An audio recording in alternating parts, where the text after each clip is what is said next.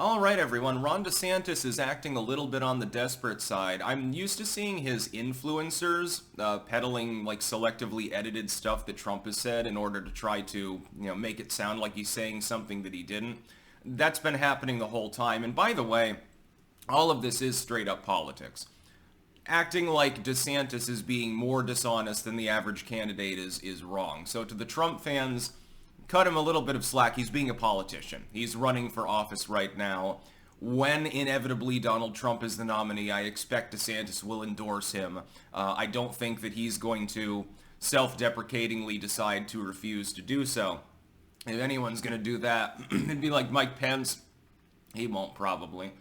He has a real issue with Donald, not without some reason, and Chris Christie, but that's because Chris Christie is going full TDS. He's going to probably hedge his bets on Trump losing, and then he'll do the told you so thing and try to revive his political career thereby.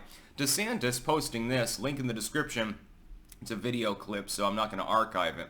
It would give you the impression that Donald Trump was comparing himself positively to soldiers dying on the battlefield, and that he's denigrating the military by insinuating that running against Hillary Clinton was braver than going into war.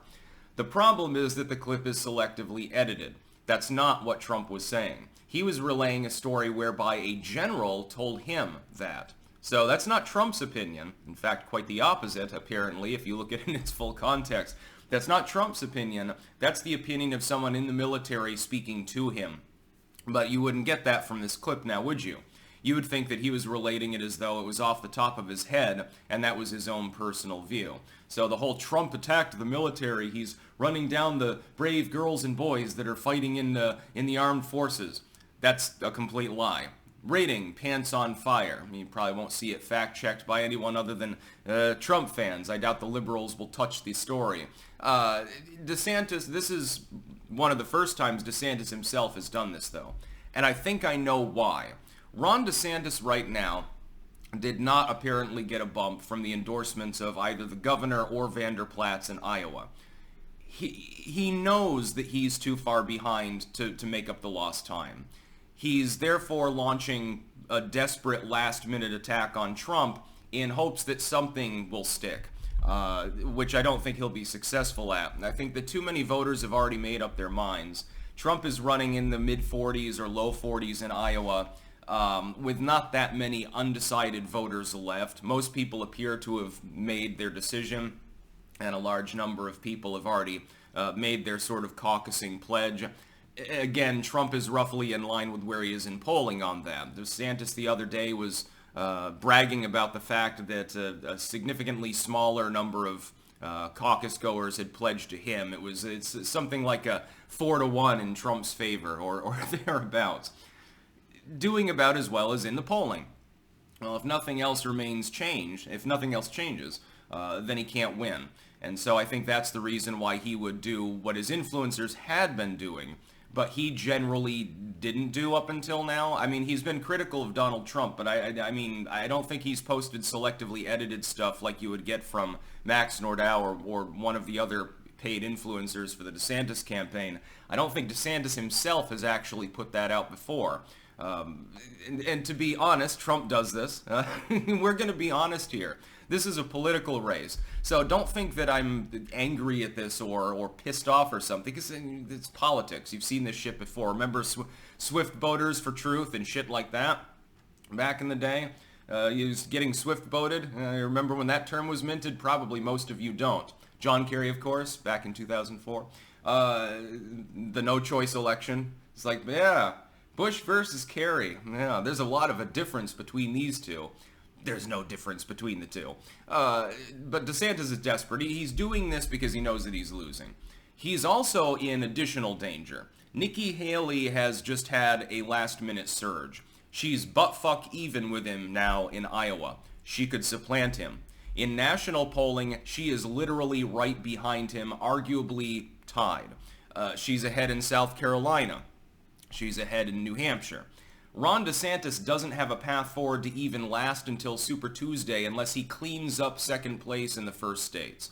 He needs a second place finish in Iowa. If he gets bumped to third by Nikki Haley, who by most accounts has a better ground game at this point and actually has a little bit of momentum behind her among the TDS voters, well, then it's over. He should drop after Iowa. The anti-Trump vote will consolidate behind Haley. You'll see Hutchinson leave soon, by the way. I mean, I might not even see when he leaves the race because nobody will even talk about it. Fucking Doug Burgum was more relevant. At least he was up on the debate stage and did well enough so people knew his name. Some of them, anyway. The anti-Trump vote, I think, consolidates behind Haley. If that happens, if he loses out in Iowa and takes third, even if it's close. I still would favor him if the primary were held, the caucus were held today. I would still favor DeSantis to squeak out over Haley. That alone wouldn't be good either. If you have like a 50-50 or nearly so vote split between the anti-Trump vote, I mean, you're not really making your case, I suppose, at that point. If Haley does manage to edge him, he'd be crazy to stay in the race after Iowa, although he's made a series of calculated errors at this point, so he might be nuts enough to do that. And the anti-Trump vote gets siphoned up by Haley. She runs around 30. Trump gains a few extra points of support. He's running in the mid-60s. It's all over at that point. Donald Trump will be renominated. About the only thing that can stop him is what the establishment is trying to do. They've been trying to disqualify him from ballots. They've been wildly unsuccessful at this, even more than I expected. I figured they could find at least one craptivistic judge to make some weird legal justification to keep him off the ballot, forcing a SCOTUS case. So far, they haven't even been able to do that. They're trying to get him killed by putting out legacy media propaganda saying that if he's reelected, our democracy will die. They're trying to trigger some nutcase out there, some leftist who already hates Trump, to go over the edge. They're clearly trying to do that. And then they're using lawfare, so they're trying to lock him up, quite literally, which is rather ironic, because I seem to recall that he was called dictatorial when he was saying that mockingly about Hillary Clinton, even though he never did. Maybe he would reconsider that. Maybe he regrets that decision, by the way. There were some mistakes made. Of course, he would have been forced out of office if he had, but currently, the current administration is attempting to persecute and prosecute their main foe, so Biden is doing everything that we were told that Trump would do, and other than attempt to secure the border or tackle crime, of course, starting wars, and et cetera, et cetera. DeSantis really wants this gig because he's convinced if he stays in and he had that second place showing that Trump will be out of the way at some point from a brokered convention or assassination, and he'll be the one waiting in the wings. Naturally, he's going to amp up his attacks. We're moving into the end stage before Iowa votes. There are only a few weeks left, and he's in danger of being supplanted by Haley.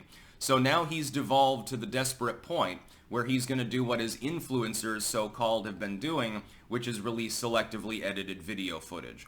I shouldn't wonder that we won't see more of this. Once he's sort of crossed that line, there's no reason not to do it again. It's cringy. It's a sign of desperation. It's not a sign of strength. Makes DeSantis look bad. Again, it continues to burn that bridge between him and politics should he lose. But you do you, Ron. Nobody else wants to. That's about all. Peace out.